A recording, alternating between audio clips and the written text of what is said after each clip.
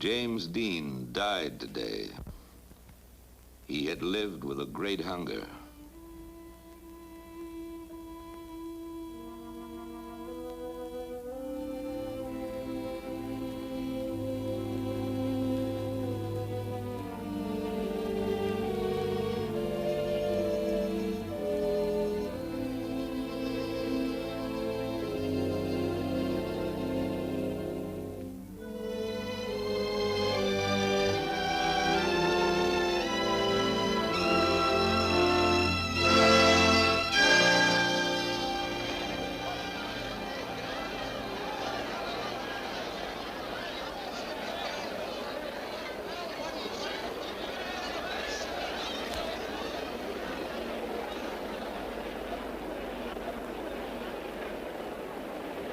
His last film was Giant.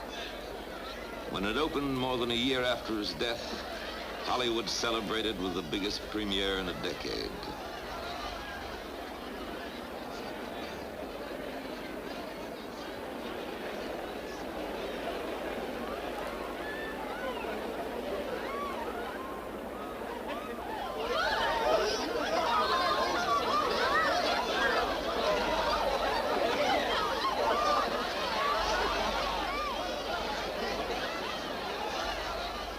James Dean was billed below two other stars, but the night belonged to him. As the picture opened, at the first runs in the neighborhoods, everyone came to take a final look and gave him an ovation each time his face appeared.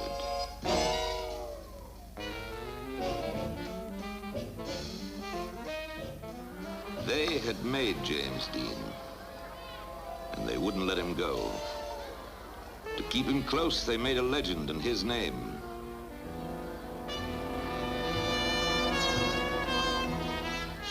From Maine to Manila, from Tokyo to Rome, he seemed to express some of the things they couldn't find the words for. Rage, rebellion, hope.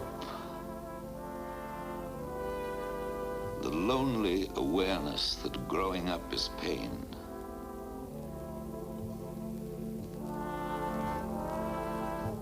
They wore what he wore. They walked as he walked. They played the parts they saw him play. And they searched for the answers they thought he was searching for. Some found a kinship they had never known before. Youth mourned itself in the passing of James Dean. Because he died young and belonged to no one, every girl could feel that he belonged to her alone. Because he died violently, every boy could use him as a warning to his parents. If you don't start understanding me, I could go the same way. A hero made of their loneliness. A legend woven from their restlessness, their energy, their despair. What is the hero to do with James Dean? What is the legend to do with his life? To those who made the hero, to those who wove the legend, this picture is dedicated with affection and with hope. If there is an answer, it belongs to them. To separate hero from legend, we must go back to Fairmount, Indiana, the land where he spent his youth.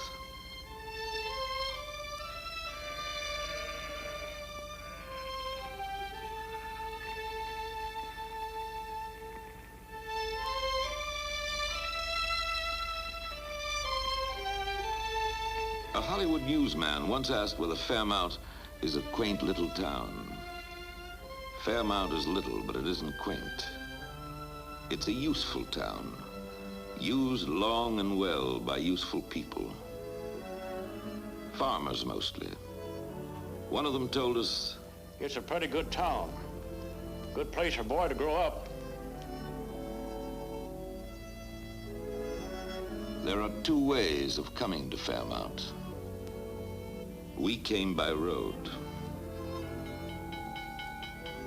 Jimmy Dean came by rail. He was 9 years old.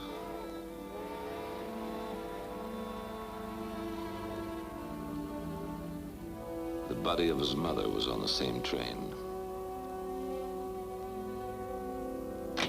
It was a lonesome way to come home.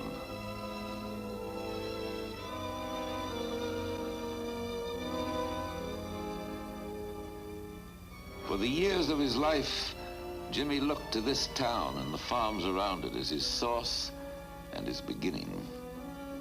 A quiet land to come home to, a place to replenish himself. The road he traveled that first day became an artery of his life. It lies between cornfields and meadows, passes close to the Quaker church where he prayed, passes Mr. Carter's motorcycle shop, where he learned about speed, and the cemetery with its generations of Winslows and Deans. The road comes at last to the heart of his childhood, the Winslow farm, home of his aunt, Hortense, his uncle Marcus, and his cousin Marky.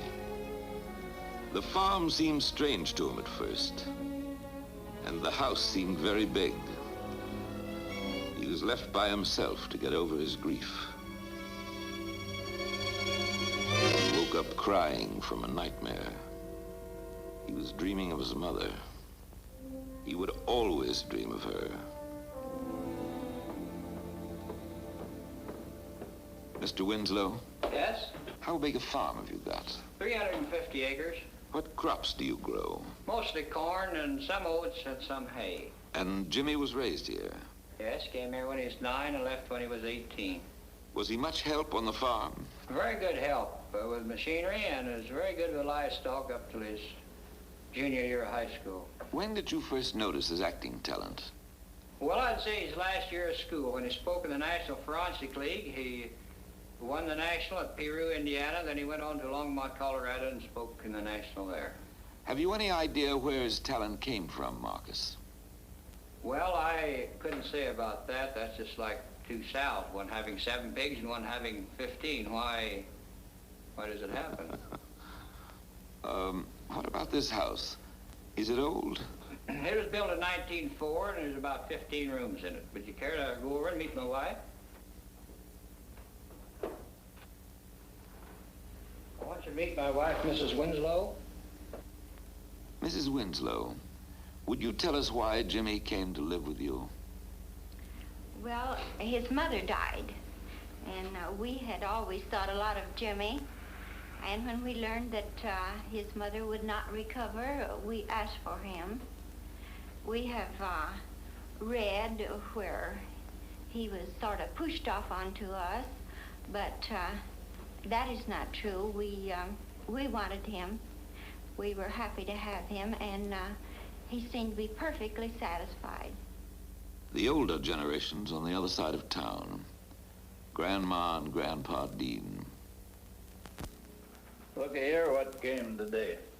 Oh, isn't that beautiful? Where did that come from? Come from Japan. Look here what came yesterday. I get so much mail from Japan. Have you any of Jimmy's baby pictures, Mrs. Dean? Here's Jimmy when he was 2 months old.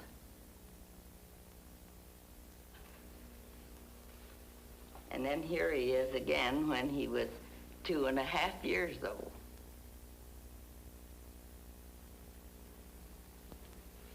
And here's a picture of him on a pony when he was 6 years old. He was out in California at that time.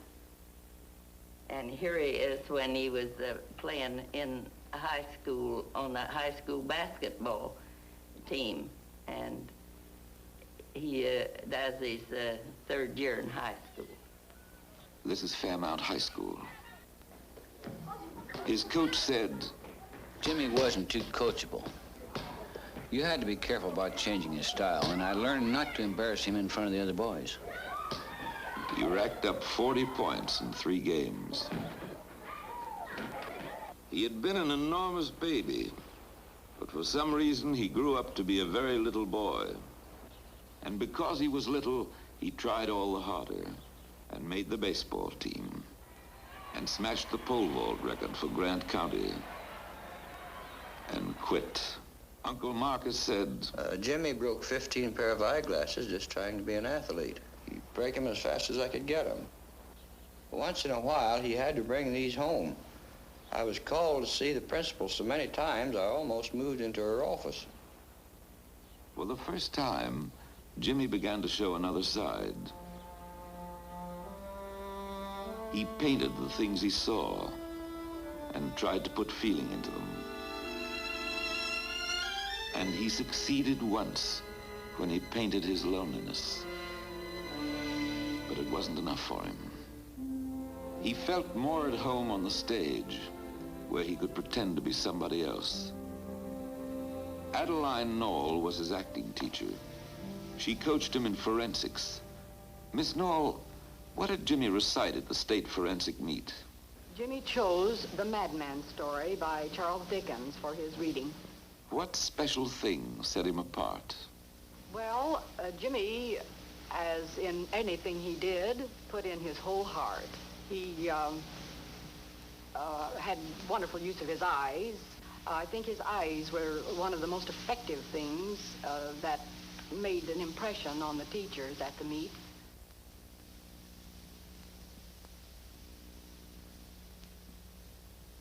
He won.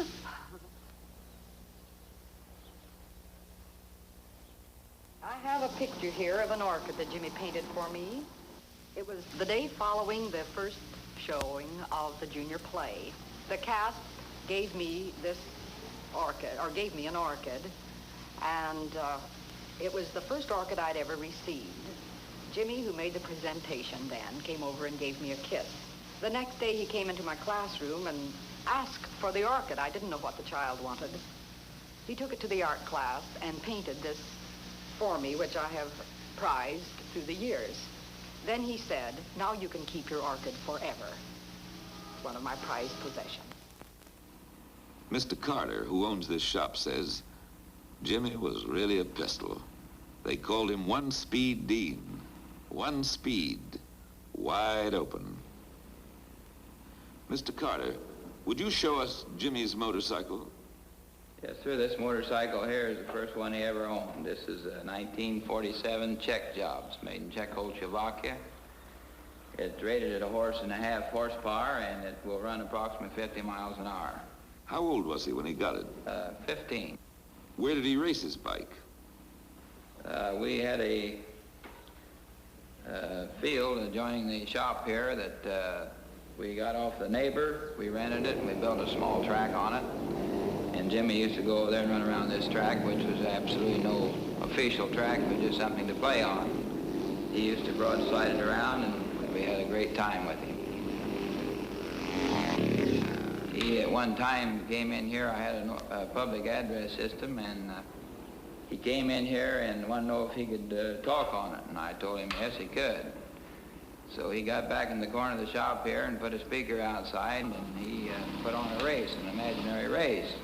And he would line the fellows up on the track and tell what kind of motor they were riding, and tell about the takeoff on them, and about somebody broadsiding a little too much in the corner, and look out, they're going to fall, and he'd holler and then laugh and say, down he goes. He was really describing a race.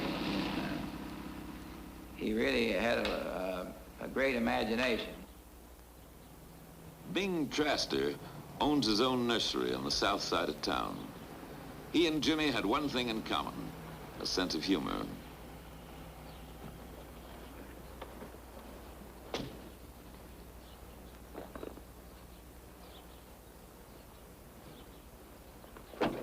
Mr. Traster, have you known the Dean family very long? Yes, I was personally acquainted with 4 generations of the Dean family. Did you know Jimmy Dean? Yeah, I knew Jimmy Dean. He was one of the boys around town, and knew them all, of course, naturally. How did Jimmy impress you, Bing?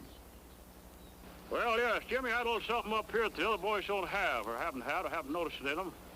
The old Dean homestead is out here a mile and a half south where his father was born and his grandfather also lived there, and his boy, I don't know whether his grandfather was born there or not, but the great-grandfather lived there.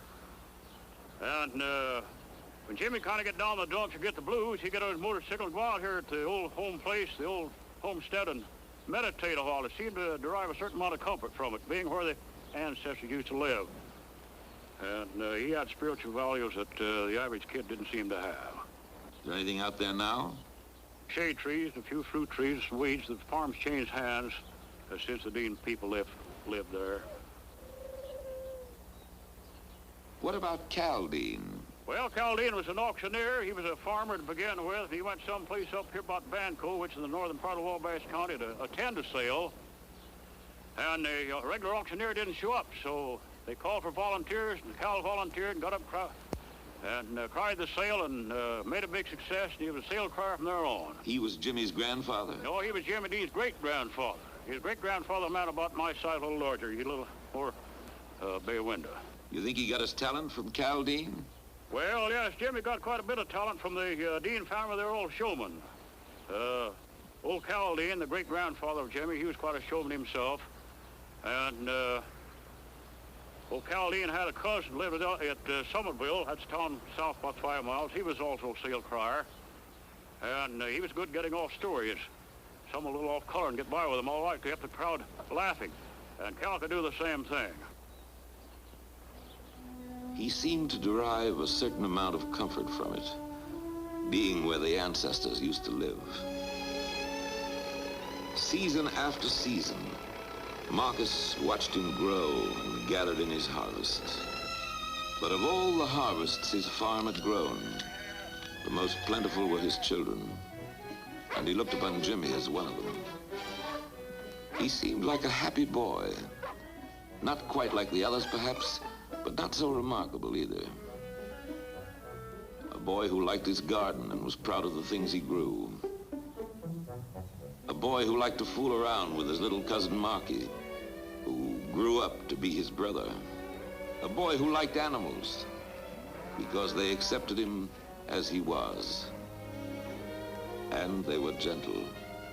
And who had a dog he named Tuck for reasons of his own. But no boy is exactly what he seems. And Jimmy had his own secret world.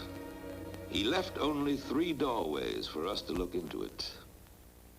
A tree in an empty landscape, which he turned to in his loneliness. A mother's grave, which he turned to in his questioning and in his dreams. And a clipping he saved to trace the steps of his fulfillment.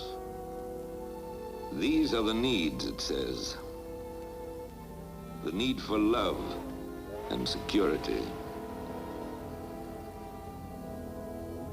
The need for creative expression. The need for recognition and self-esteem. He made this statue and he called it Self. But it had no face.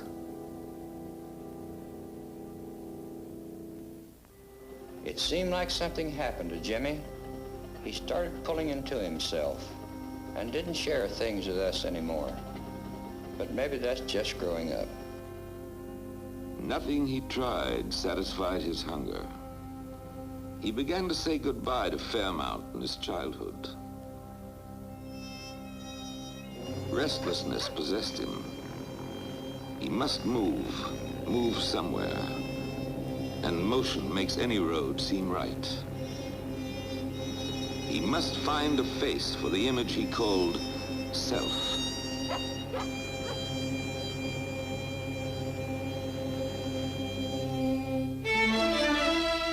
Every block in Los Angeles had more people in it than the whole town of Fairmount and all the farms around it put together.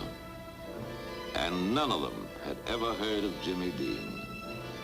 He could be anything here. He looked down at the city and planned his strategy as he had often looked at a winter field and considered the crops he would grow. Maybe if he behaved like everybody else, he might belong somewhere and become something. and he came down the hill. He registered at UCLA, and he began as a model student. He was proud of himself, so he wrote a letter home. Here's a letter I got from Jimmy when he was going to school in UCLA out in California.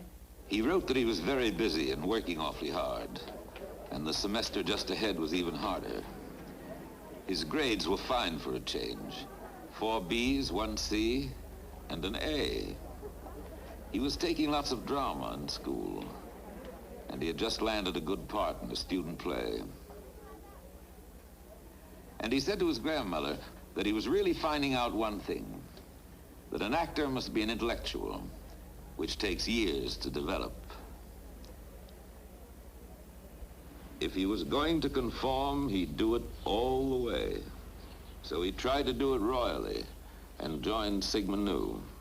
What's your position, Bob? I'm president of Sigma Nu fraternity. I pledged the house in February 1952, and Dean pledged in September 1950. We looked through the files a couple months ago to see whether we had anything from Dean, and this is his pledge application. This is an application to the National. In the financial records, we after his 4 months of pledging, we noticed that he has a $45 deficit on his house bill, which he never paid, of course. John, when did you meet Jimmy? I first met Jimmy Dean in fall of 1950 during rushing, and I was quite impressed with him. I talked to him several times during rushing, and he seemed real sincere, though he was quiet. Well, he pledged, and then it became quite apparent after a couple of weeks that the controls that are exerted over a pledge were a little bit, he just couldn't accept them was the main problem. Things like, missing Monday night meetings. He had his original, or his final bit of trouble, I guess you would say, and it ended up in a fist fight between he and one of the pledges. And he walked out in a huff, and that was the last anyone ever saw of him. Who am I, he wondered. I don't want to be alone. I don't want to be different. I need people, but I keep pushing them away. I've got all this love to give. He took his envy to the beach. He looked at the ocean, and he was jealous of its power.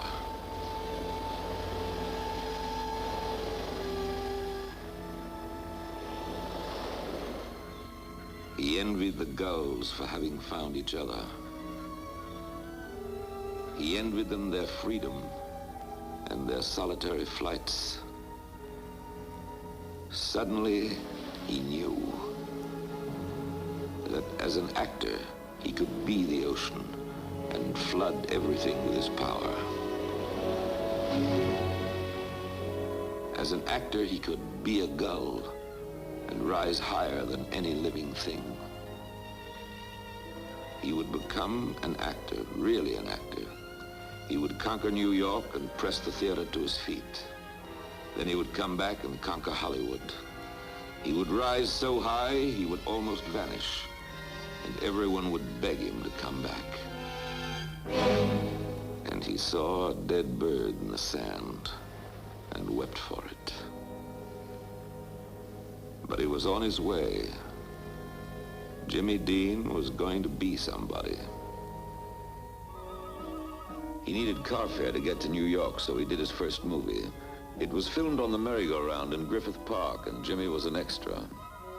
A 1-minute commercial for a soft drink company. The ride took him all the way to Times Square.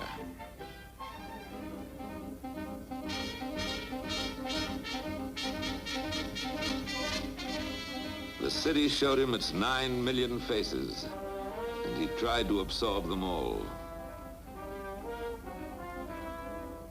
He found them on subways,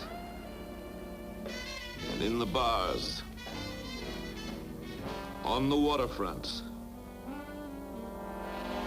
Greenwich Village, in places where it wasn't safe to go. He tried to feel what he thought they felt. I love. I belong to someone.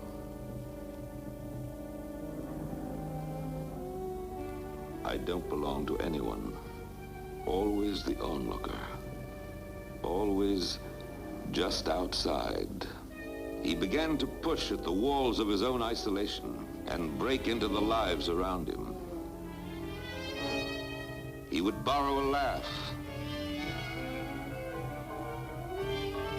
a sudden gesture,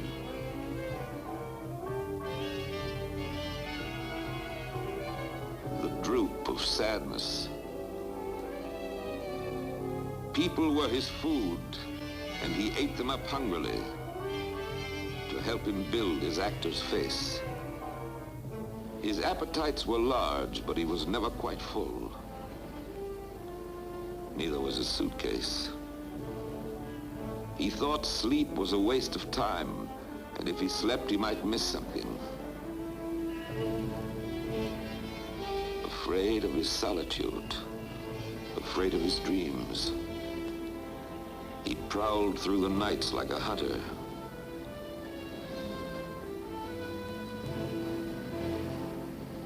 He'd borrow a paper to see what was playing on 42nd Street. And he'd go to 3 features to stretch out the night.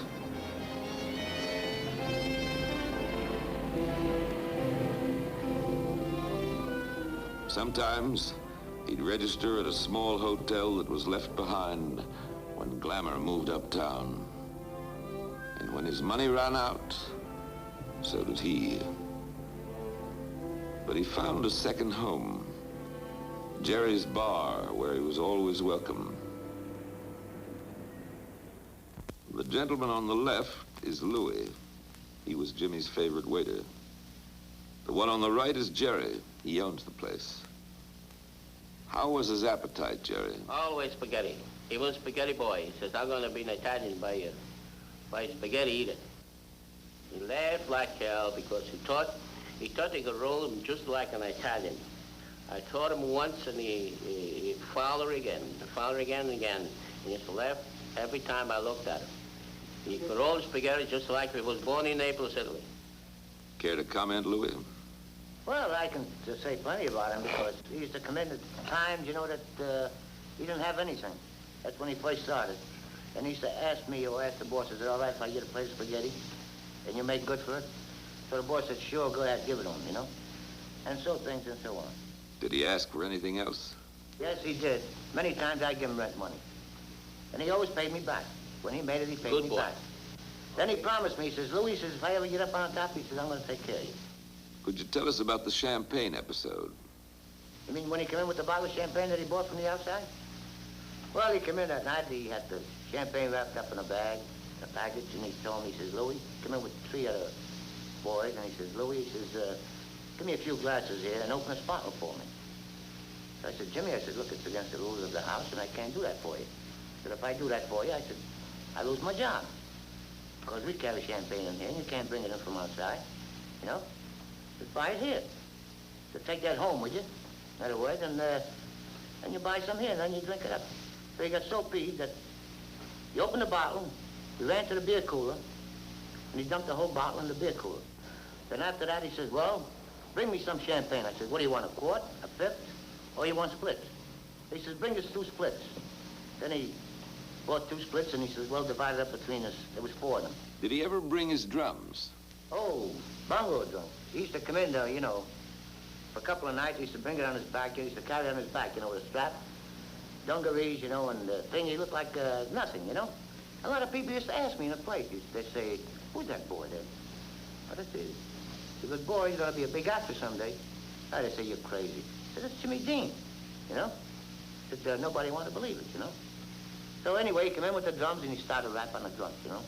And he was making so much noise that everybody was getting annoyed in the place, you know. I went over to him. I said, Jimmy, I'm sorry, but you can't do that. And he got peeved again. You know, he was a boy that, I don't know, he was hard to understand, you know. It's a wonderful, generous city behind the brick and mortar, Jimmy said. And it's full of perceptive, wonderful people. People he wanted to work with. People he wanted to know. People he hoped would respect him one day. Whose names were written in lights, and he wondered how it would feel.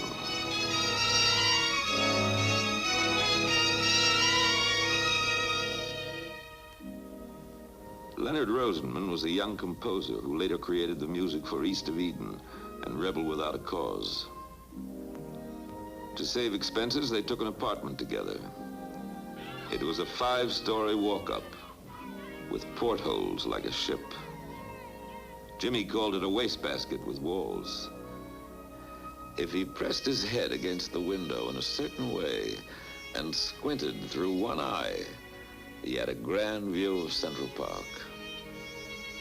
It wasn't Indiana, but it was full of trees he could sit under. He began to imagine himself as a deep thinker. An actor must know everything about everything, he said. But in his hurry, he settled for less.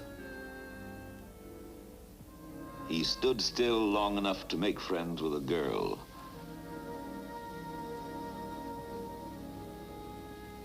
Arlene Sachs. I knew him.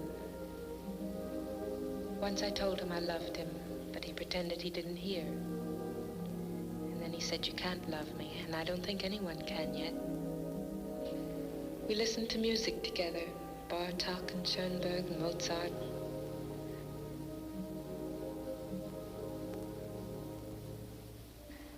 And he read me The Little Prince. It was his favorite book, because it was about him. It told about a little boy who came from a star where he planted a rose. The boy loved to look at the stars because he had faith that somewhere on one of them a single rose was hoping he'd come home. Then the little boy died. Well, once he was playing his recorder, he hit a wrong note and he burst out crying. That made me cry too. And all of a sudden he'd do something no one ever thought of doing before. So you'd have to laugh at that. And then I'd see his mind go away and hide somewhere, and I'd ask him what he was thinking. He'd say, "I'm thinking of my mother." And I'd say, "Do you miss her?" And he'd say, "Come on, let's get a hot dog." And we would. I always had the feeling I should open the window and say, "Fly, bird." He pounded the pavements looking for work. And he wrote letters home. And when he wrote to Aunt Hortense, he always started with, "Dear Mom." And he said he felt ashamed to be always needing something. But if she was going to send him a Christmas present anyway, he'd rather have the money. And he wrote to them all and said he could never forget what they'd done for him, and that he wanted to repay them by being a big success. And he'd try not to take too long. And he finally made it. Yes, one night, it was a Sunday night. I walked in a place, and Jimmy Dean, it was a very stormy night outside, rain, and Jimmy Dean has got a pair of dungarees and a pair of sneakers, all soaking wet. And he got an open shirt, and it was a lumberjack, unshaved, uncombed. And he's drinking a double scotch. And Louis was serving him. I said, "What are you doing? Go to help yourself?" Which was a nice boy. He always took my advice. He says, "No, Pop," he says, I got to do something tonight. I want to look very natural. He said, and he would smile at me. I said, "What are you going to do?" I told you we'd do something crazy. He says, "No, I got to do something a little while that surprised you." So time came. He got up. He said, "Look, I'm going to be right back. He set the television at such station." We set the television. He appeared on G-Man in action. He's a drunken waterfront man. Just the way he got up on my seat. Came back about 20 minutes late. He laughs like hell. Says, "Now you're going to buy me a double scotch. You'll have one with me. Is that all right?" Jimmy developed a reputation as the most troublesome young actor in New York. When he came to rehearsal, his directors never knew from minute to minute just what he planned to do next, or if he planned to come at all. An actor said, "He plays my nephew, and I'm supposed to say you will forgive him if he acts a little strange. But how can I say he acts a little strange when the son of a gun is crazy?" Why do I do these things, Jimmy wondered. And he really didn't know. But he wanted more than television. And a small building on an unimpressive street drew him again and again. The Actors Studio. Lee Strasberg taught here. So did Kazan. To be the best, he had to learn from the best. He would prepare himself. He tried a new experiment. He got a haircut and joined a dance class to get his feet out of the furrows and to find an actor's grace.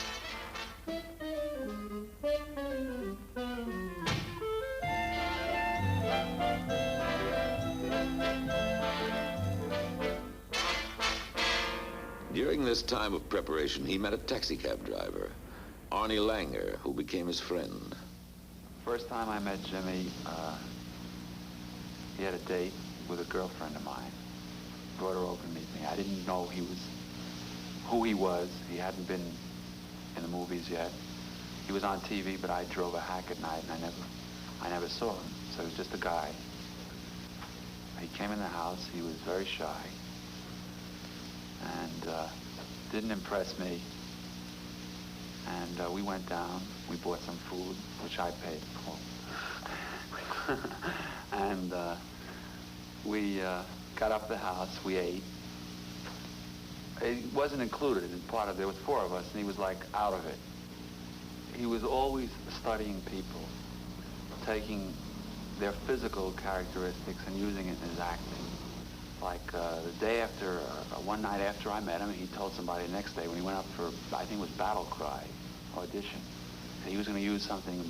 He was going to make believe use Arnie, because that day he decided he would take certain things from me. Like I used to go like this. He would use that, and he used objects beautifully. He had a way of diverting attention from other people. Like if somebody else was reading a line, he'd do something like, like this, and the whole audience, be looking at that. And that was part of his sensitivity. He felt he was ready to audition for the Actors Studio. So he went to see an actress named Chris White. She was trying for the studio too, and he hoped she might help him. She said, "I wrote the scene for our audition, which Jimmy promptly rewrote. We rehearsed for 2 months, and he never played the scene the same way twice, even the day of the audition. But it was a terrific improvisation, and they let us stay on 3 minutes longer than anyone else." The letter he wrote home was full of excitement and repetitions. He was proud to announce his membership in the Actors Studio, he wrote. It was a great honor to be in a great school full of great people like Marlon Brando and Monty Clift and June Havoc. And he, James Dean, was the youngest to belong. It was great. Lee Strasberg said he was a natural actor, but very shy, sensitive about people getting too close to him. And when Strasberg criticized the scene he did, Jimmy walked out of the Actors Studio and never performed there again.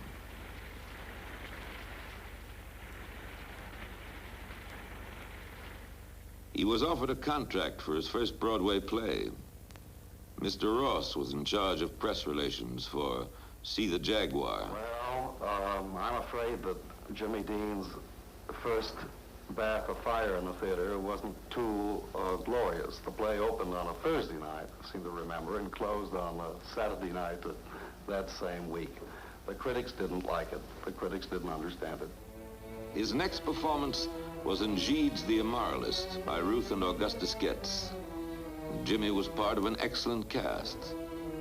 Geraldine Page, Louis Jourdain, and David J. Stewart. He played an Arab boy and had to perform a seductive, insinuating dance. The Arab boy lived in a date grove on the desert and came between a husband and his wife and destroyed them both.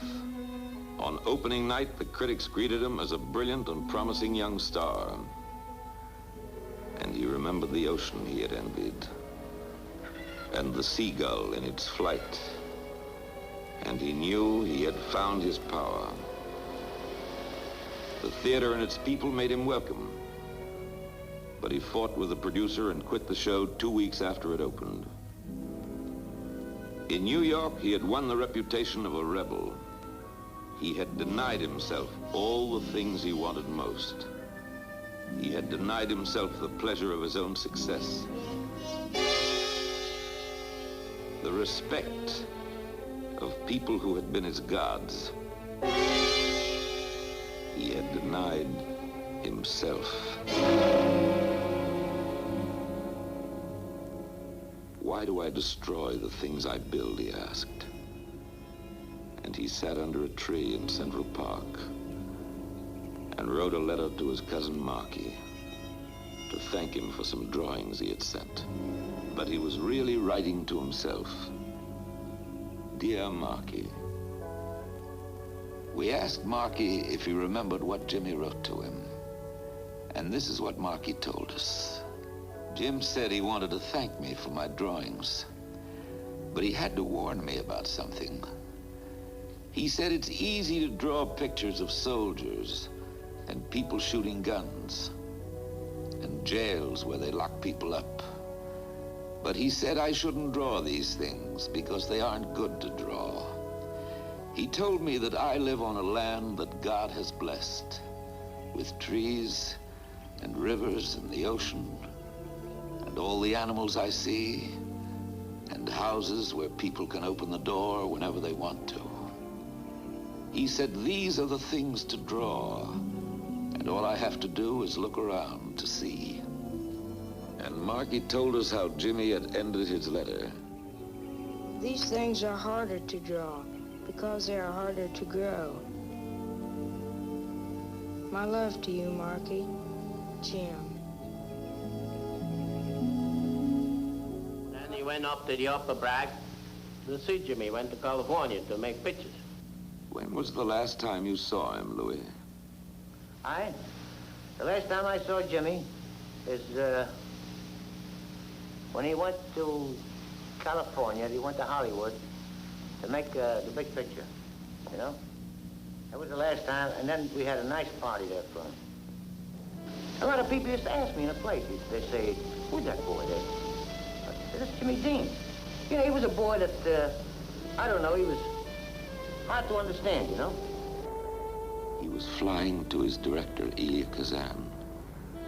When he chose Jimmy for the part in East of Eden, Kazan said, Jimmy was it. He was vengeful. He had a sense of aloneness. He was suspicious. He let you into a private club that had only a few members. Fly, bird, fly. Fly, bird.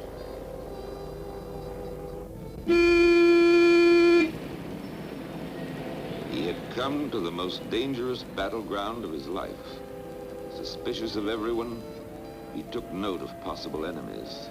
The probing eye, the listening ear, the audience. Watch out. They can corrupt you. They can pick you apart and put you back together. They can make you change. He moved into his studio dressing room. He kept a revolver, which made him feel safe. But they found it and took it away.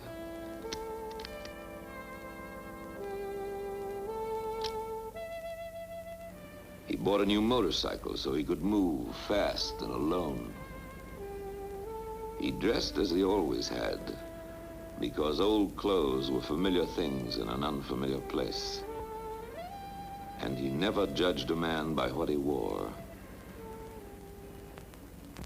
but never did. When he roamed its streets as he had roamed Times Square, Hollywood said, "Look at those boots. Who does he think he is? Marlon Brando?" But the more they criticized, the more he refused to change. He felt that he owned so little, he had to defend it a lot. Possessions were important to him. To be able to buy the things he wanted meant that someone was treating him nicely, even if that someone was only himself.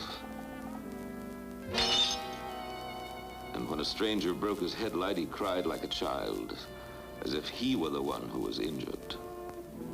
The Villa Capri reminded him of Jerry's bar in New York.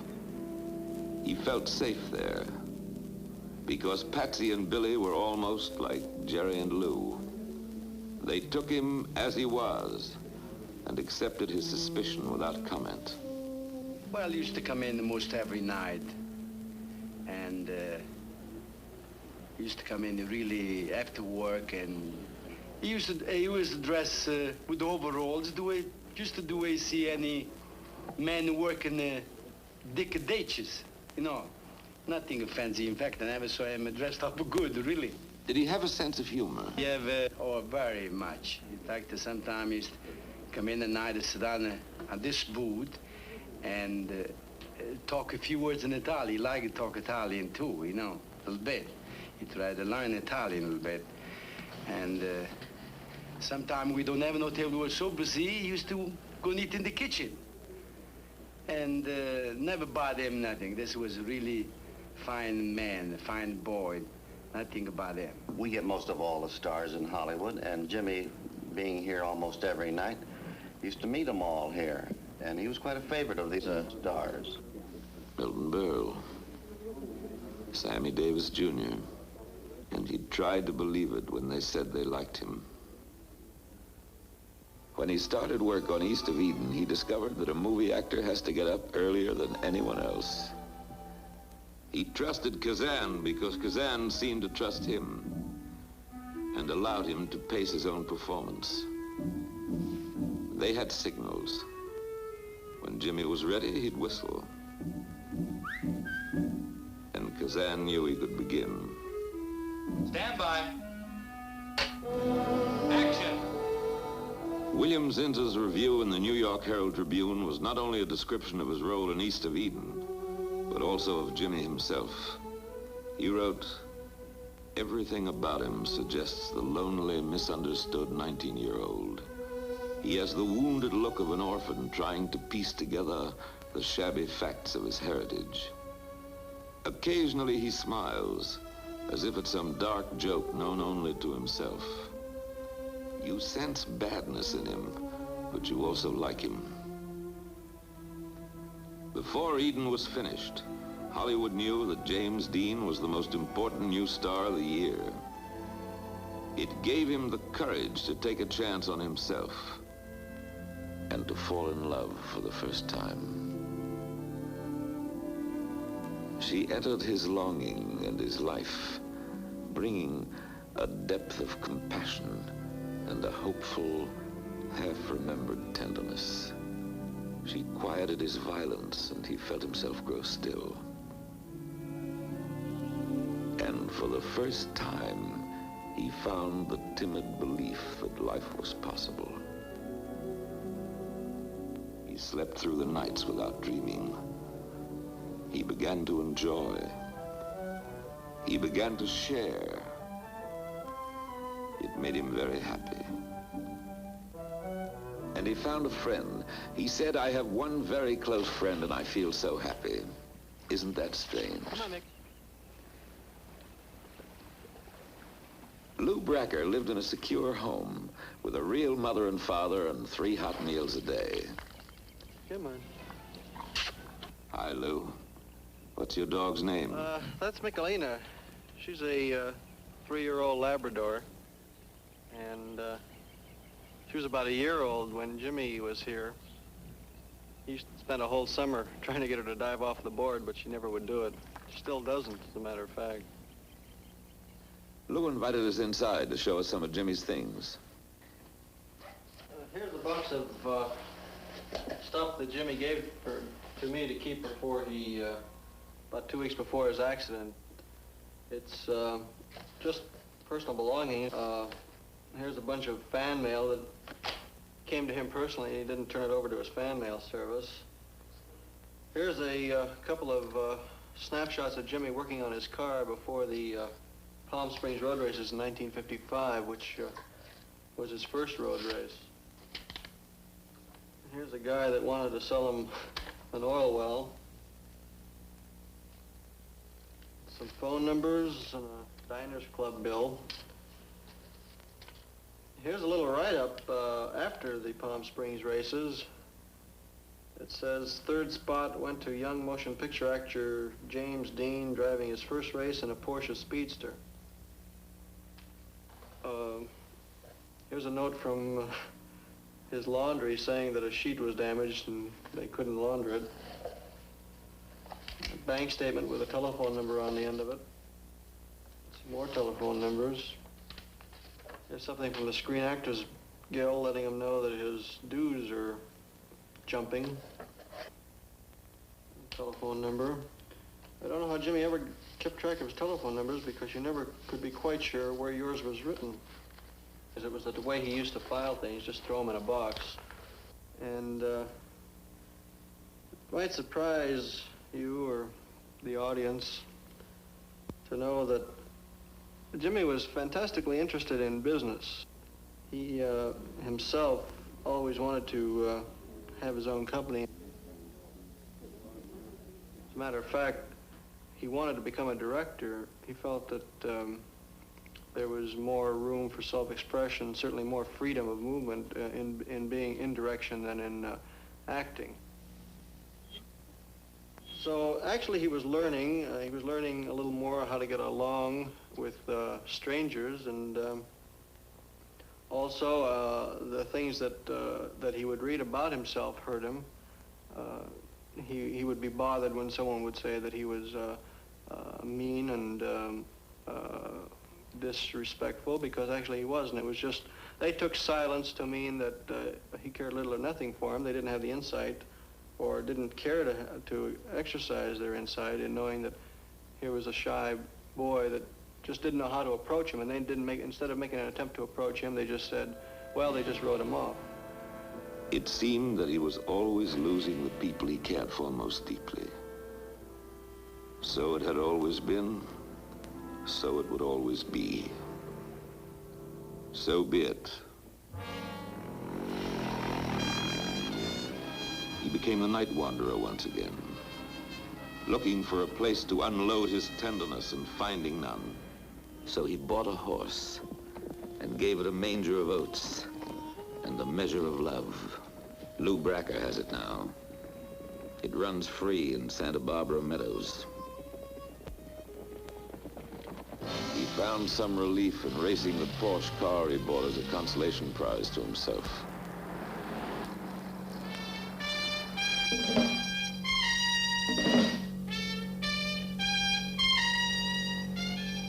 In his drums.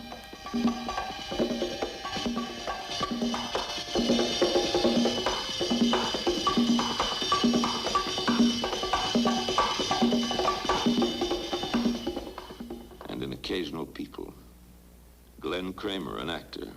Glenn, what happened if no one paid attention to Jimmy? On dates, for instance. Well, I don't know too much about his dating. I know one or two of the girls he had dated.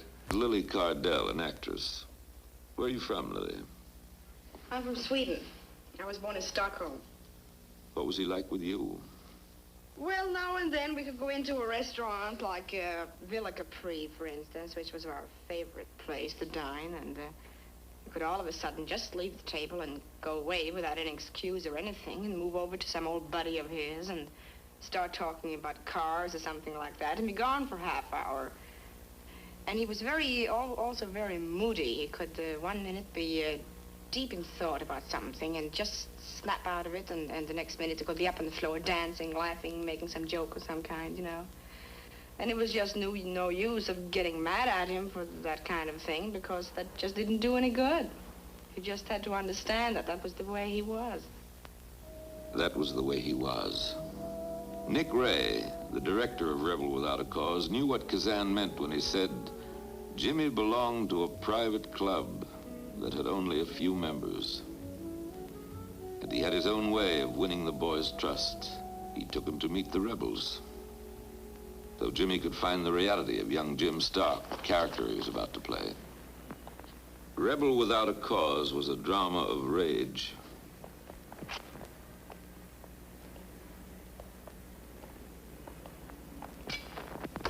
Of a young man suffering and his battle to bring comfort to an outcast boy who needed him, and to a girl who had never known love. He could expose through Jim Stark the things he had to conceal as Jimmy Dean. But when the film was finished, Jim Stark was gone. The performance was over. Success was nothing more than the concealing leaf which covered the tree of his loneliness. And after every job, the tree was bare, and winter returned to chill him. He knew that he could never hide from pain, but if he kept busy, he might forget it. So he threw himself hopefully at each new day and tried to connect with life. He tried to record life with his camera. He became interested in bullfighting because he fancied himself the matador, the solitary figure who brought danger to its knees.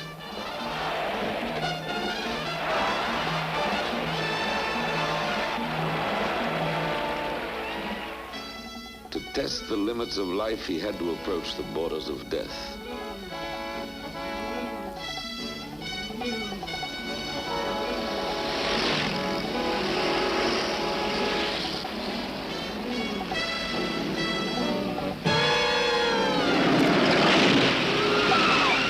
He beat out the rhythms of his life on a drum. And he laughed. His days thundered with the roar of his experiments.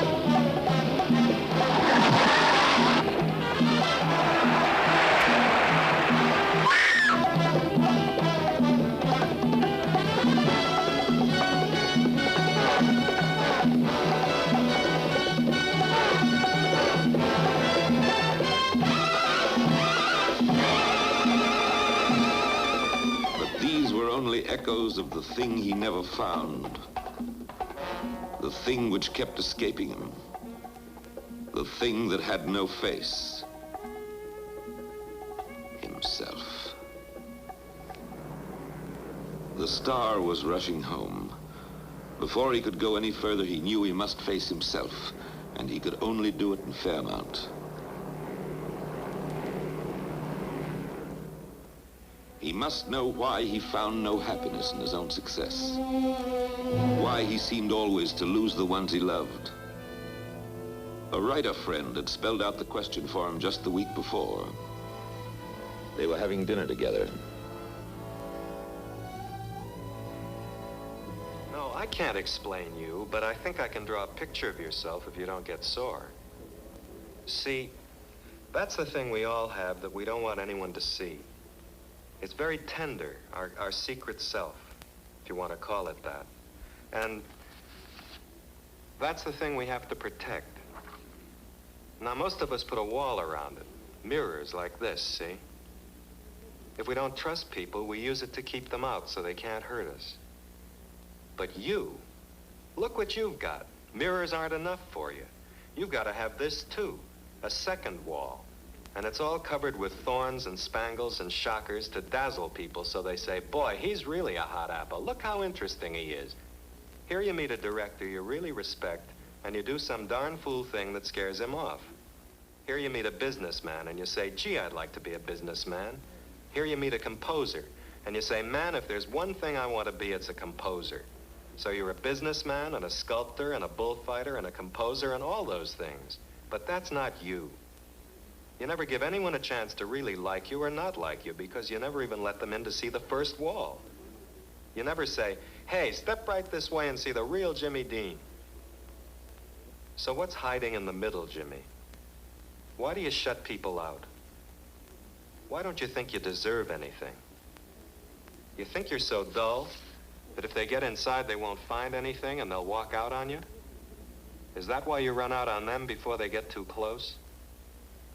Do you think you're empty, Jimmy? Is that why you're so scared? So Jimmy told his writer friend that the one thing he really wanted to be was a writer. And he flew to Indiana.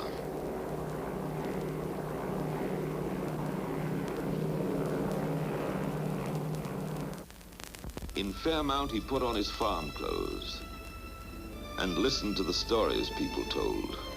Stories about himself as a boy. And the old feelings came back. The empty feeling of being the outcast. He went back to his old high school. To deserve his success, he had to believe in his talent. But nothing the critics wrote could make him feel he had the right to be called the genius boy that everyone said he was. Maybe if he could discover some talent in his family, he might believe. He made this tape recording secretly. The microphone was hidden in his sleeve, so listen closely. You know, I played a character in the movie East of Eden. His name was Cal. Yeah. And I read that just before I come out here, the whole story. What I wanted to ask you, you know, I went by the cemetery and there's a name out there, you know, my great granddaddy, and his name's Cal Dean. Yeah. And it's so funny, you know, that I played the character Cal, and Cal was your father. But what was he like? Did he have any interest in art or anything? No. You know, arty kind of kid, or what kind of guy was he? He's auctioneer, one of the best. He was one of the best auctioneers ever I've heard, and I've heard hundreds of them. Well, what's it take to be a good auctioneer? What's it take to be a good auctioneer? You got to be a good judge of stock. You got to be a judge of human nature. You've got to have a talent of it. Well, do a little bit of it. How you do? Suppose you start with $5 on that. You say 5, 5 and a quarter. You'll give me 5, 5 and a quarter. How's it go?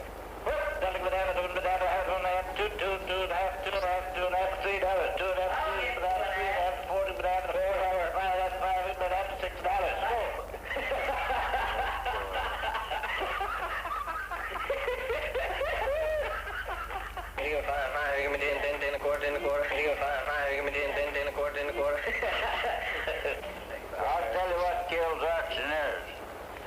You take a man that talks to the public every day, he'll eventually get too much confidence in himself.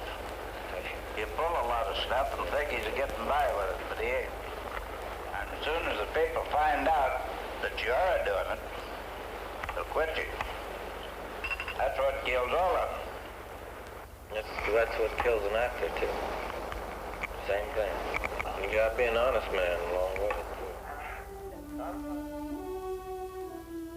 But it didn't fill his emptiness. When he looked at Marky, he saw his own childhood gazing back at him.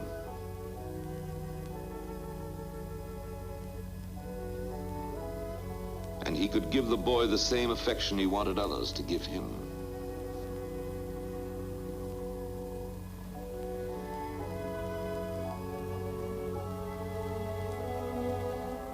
What's hiding in the middle, Jimmy? Why do you have to shut people out? Why don't you think you deserve anything? Because I'm bad.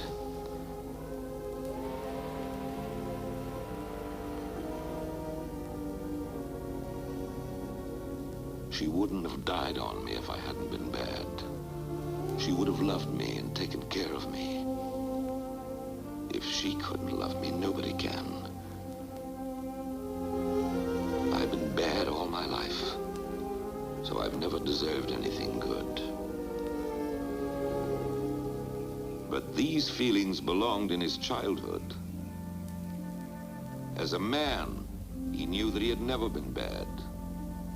His mother had loved him. She died because she had to, and it hadn't been his fault. Once he had dared to look at the past, he was able to lay it away with his nightmares in the attic trunk where it belonged.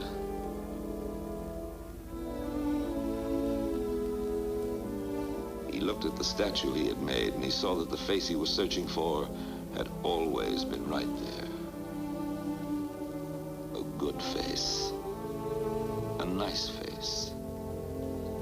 He knew he need no longer be ashamed, because there was more than emptiness inside. Now it was almost possible to believe what people said of him. And he showed everybody in Giant, showed them that for all his evil, a man can still contain beauty. Showed them the things he had learned as a boy, how to pace off a field, as his Uncle Marcus had taught him. He could accept his stardom now. It was his right to have it. When he came back to Hollywood, he used his new position to make a traffic safety film for television. How fast will your car go? Oh, an honest miles an hour. Clocked, it could run about 106, 7. You've won a few races, haven't you? Oh, 1 or 2. Where? Well, I showed pretty good at Palm Springs. I ran a Bakersfield. People say racing is dangerous, but I'll take my chances on the track any day than on a highway. Well, Gig, I think I'd better take off. Oh, wait a minute, Jimmy. One more question. Do you have any special advice for the young people who drive? Take it easy driving. The life you might save might be mine, you know. And he bought a new car. Jimmy, and I believe it was his mechanic or his other driver were sitting here in the last booth over there, and he was telling me about he's going up to, I don't recall the name of the town. I think it was in Bakersfield or somewhere up in that way, for this race. And Carmen, our chef, said, well, Jimmy, we won't see you tomorrow, so I'll make you something to eat. And following day, I believe it was right. The road to Salinas follows the bottomland. It rolls past the hills of the Diablo Range. Giant was finished, and he was allowed to drive again. He was going to race his brand new car.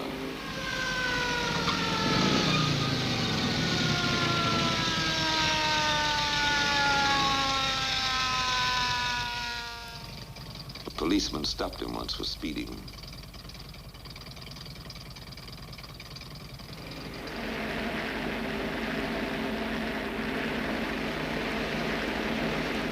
And he had paused to stretch in the sun and drink a cup of coffee at a truckline cafe. He felt good. He knew someone would feed his cat while he was gone. He knew his horse was out in comfortable pasture. But he couldn't remember if he had made his bed or left the breakfast dishes in the sink.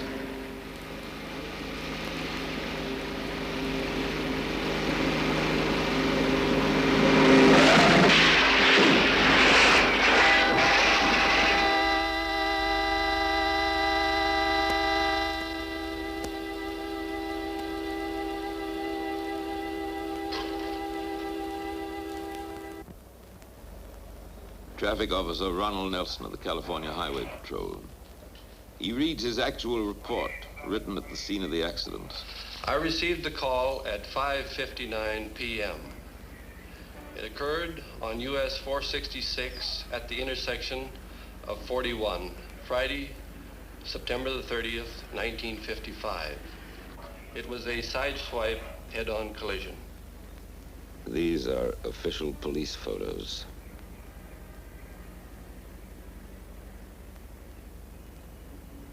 There were 2 persons injured and 1 killed. Number 1 injured was Donald Gene Turnipseed, driver of vehicle number 1. Number 2 injured was Rolf Witherick, a passenger in the Dean car. The dead was James Byron Dean, DOA, or dead on arrival at the hospital. He returned to his source and his beginnings. A quiet land to come home to. A place to replenish himself. Marky said, he came back here about 5 times, if you want to count this one. The town was silent. The minister said, his brief career was as bright as a meteor which flows like a golden tear down the dark cheeks of night. His pallbearers were his basketball team. Of all the harvests the farm had grown, the most plentiful was the boy himself. What is the summation of this life? The less than 300 months of time it took to spend itself. The 24 Christmas trees it saw. The thousands of mornings it looked out upon. The legacy of art it left and stamped with its own signature. What can we say of him? We can say that he despised the things he was and loved the things he was trying to become. We can say that he left 2 cherished gifts. He was able to do what few in his generation had done before, to reach into a dark theater and let each person know that they were not alone. And he was able to unveil that single quality which most of us conceal, the wonderful sense of our own inexpressible sweetness. He brings us these gifts for the last time in a text which he made for East of Eden.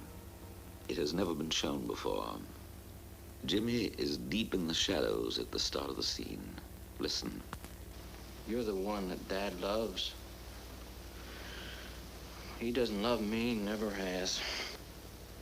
This is my son. Aaron, that is, thinks I got a great idea here. And this mother's son, Cal, who saved his money when we were kids and bought him a beautiful jackknife.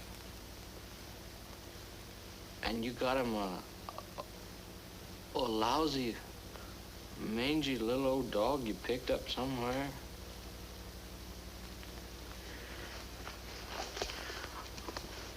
Well, he loved that dog, Aaron. He didn't even say thank you for my jackknife. Didn't say nothing.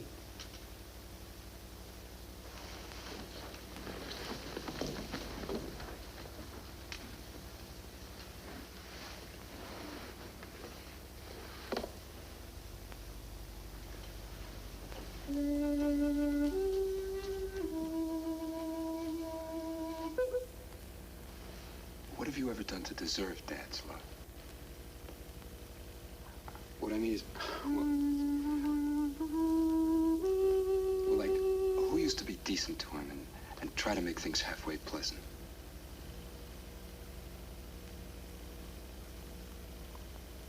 You did?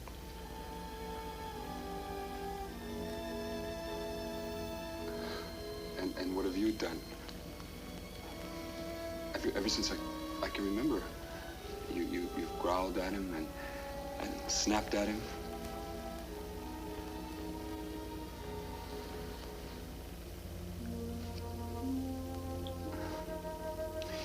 You can't win anybody's love by fighting them every minute, Cal. You gotta fight with them. You gotta show them that you're on their side.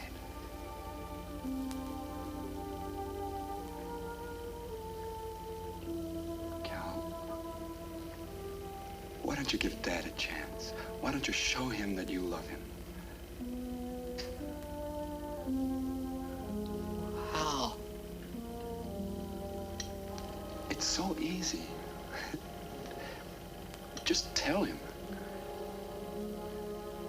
Show him. Why don't you do something for him?